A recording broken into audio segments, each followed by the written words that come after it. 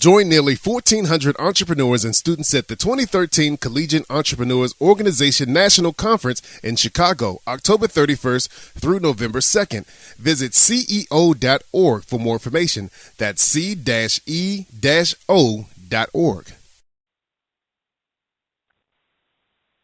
This is Michael Lukes with the Collegiate Entrepreneurs Organization, joined by Jeffry Harrison, co-founder and COO of RoverTown. Jeffry, thanks a lot for joining me. Oh, absolutely. Thank you, Michael, for the chance to talk about RoverTown. So tell us a little bit about RoverTown. Sure. Okay. So basically what RoverTown does, it is the student discount program at 72 colleges and universities.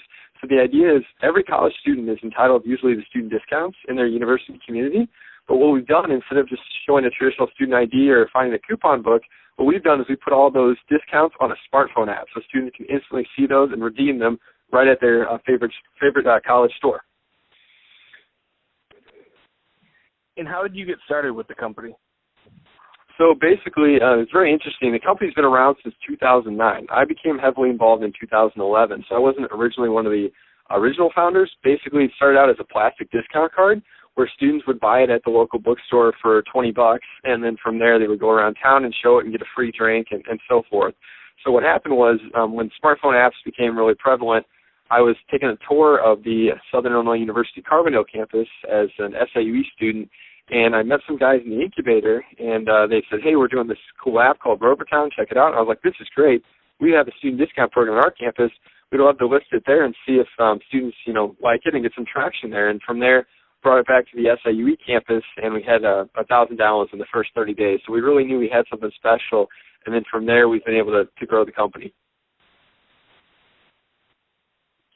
And have you always been entrepreneurial? I really have, and I have to blame it on my dad, I guess. The reason why is he started his own local dental practice in 1988, and since then, he's always gone into the office, helped patients late at night. I've helped him mow the grass, hang the Christmas lights, throw out the trash, all that stuff ever since I was a little kid. So I really appreciate, that hard work and that sweat and blood it takes to run your own business. And I just kind of always have accepted that that's always what I've wanted to do. And I've tried some other startups, one in school, especially when I was with our CEO chapter at Southern Illinois University, Edwardsville, and that was always, fun. But I really wanted to try to take it to the next level, and RoverTown is really our bread and butter on how we're doing that at this point. There's a lot of companies and startups that are focusing on reward programs and discount programs. What is it that really sets RoverTown apart? It's funny you mentioned that because that really is the case. I actually have about 12 folders on my iPhone with about 4 applications in it each that are all indirect or direct competitors of RoverTown. So you're right, it is a very crowded space. About 50-plus companies already have apps kind of in the same industry. I think what really sets us apart, Michael, is a couple of things. First off, we're geared directly towards college students, so we're not going for the general market or cities. So that eliminates a lot of the competition, like you guys at Belly, Groupon, all that stuff. We're very different than that. We're not daily deals. We're more of a discount listing program. And then from there, that puts us in direct competition with people like the Campus Special in Atlanta, Georgia, and also University Directories with the Around Campus app over in North Carolina. So what makes it different from them is they're still print-based, so they started and they basically either printed the University Directory or in the Campus Special situation, they printed out a campus coupon booklet and they handed it out on campus. So what we did is we came in 2011 and we reversed that business model, and now we're 100% digital. So everything we do is digitally based, and we're very ahead of the curve, and that's why we've seen rapid expansion to these universities, is because it's a very easy platform. We track all the stats. We give those back to the business owners. We give it back to the university, and those universities are really excited because they're willing to partner with us directly rather than our competition who has to kind of work ways, around campus and hang out and hand out their coupon booklets, where we're directly promoted by the institution, and that gets a lot more credibility and downloads from the student body. And on behalf of Collegiate Entrepreneurs Organization, I want to thank you for being a speaker at our 2013 CEO National Conference in Chicago. What will you be speaking about? I appreciate that, Michael. I'm going to be speaking about sales. So I serve as the Chief Operating Officer, and I'm a finance major, but through my experience in the startups I've been involved in, it's all about sales. If you can have sales and drive that revenue in, you don't have to worry about raising money. You don't have to worry about, the company failing. Sales solves all problems. So the title of my session that I'll be speaking on is More Money, More Opportunities. So kind of a play off Biggie. But the idea is, kind of if you have more money, if you can drive more revenue, there are more opportunities, there are more investors who want to speak with you. There are more chances for you to hire more employees, find ways to increase your product, things like that. All the things startups struggle with is, kind of finding their niche and figuring out how to make that first dollar. And once they do that, then they can figure out how to, make their profit margins better and do all those things. So I really feel like that's a message that these young students need to understand is, hey, this is a great idea. How do I monetize it, and how do I, make those profit margins make sense going forward to have a scalable company that can actually grow? And that seems like a really common problem working with a lot of startups. It seems like so many students are worried about having the perfect product before they start even selling. Exactly. When do you encourage them to start the sales process? I actually encourage them to start selling before the product's built. So actually before our app was released, I was already signing on clients for money even, and it's just like you got to get them excited. You got to paint the vision. You got to show those businesses or those clients what you can do and to get them excited. And then once they believe in it, you'll get feedback from them to make the product even better, kind of while you're able to sustain your company. So, with that, that's why we initially did, yearly subscription-based contracts to kind of, say, hey, give us 12 months to develop this product. And then from there, we scale down to monthly options as well. So it's all about, going out right away and figuring out, hey, is this a product people want to buy? Because if not, I'm going to be in a real difficult situation once I raise some capital or hire on some employees. Now, you attended the conference back in 2009. What is it that brought you back to want to speak this year? Well, honestly, I was just so motivated in 2009 when I was there. I had the opportunity to not only attend but participate in the elevator pitch competition. So I really learned a lot from that experience competing against some of the other students there.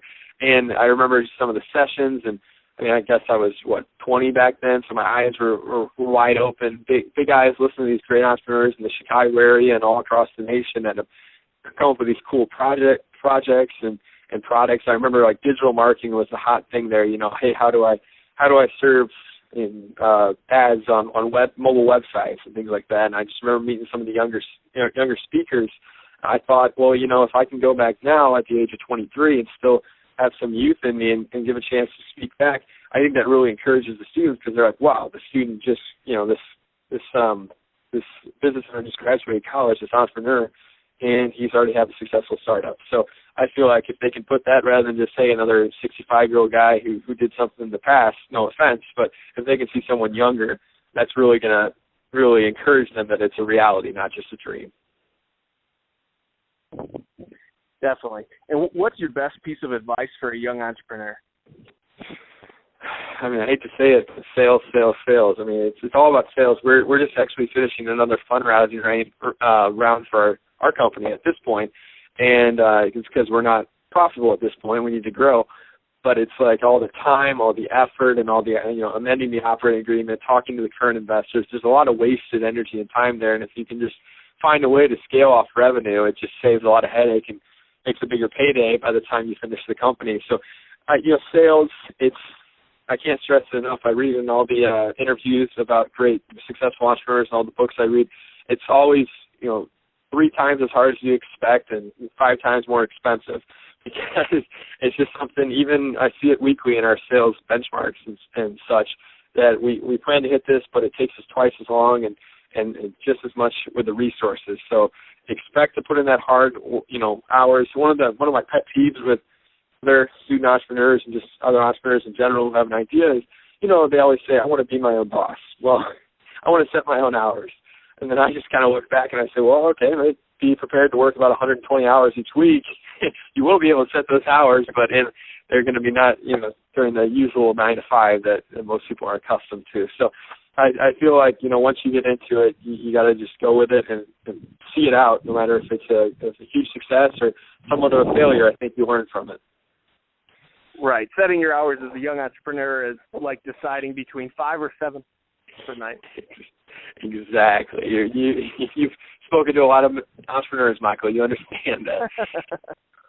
Oh, yeah, and I failed myself, so I know firsthand. So we'll finish up here with just a few fun fact questions. Sure. So what's your favorite thing to do to relax in your free time?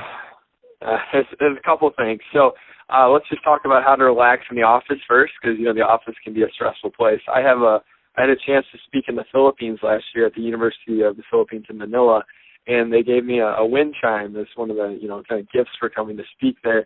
And sometimes when I get up, I just stand up and hit the wind chime, and just kind of gives that relaxing chill through my body that it's going to be okay, everything's fine, and just kind of brings back some good memories. So that's one way. Another way we actually relax within the company at the office is every time the clock hits 5:30, we all stop what we're doing.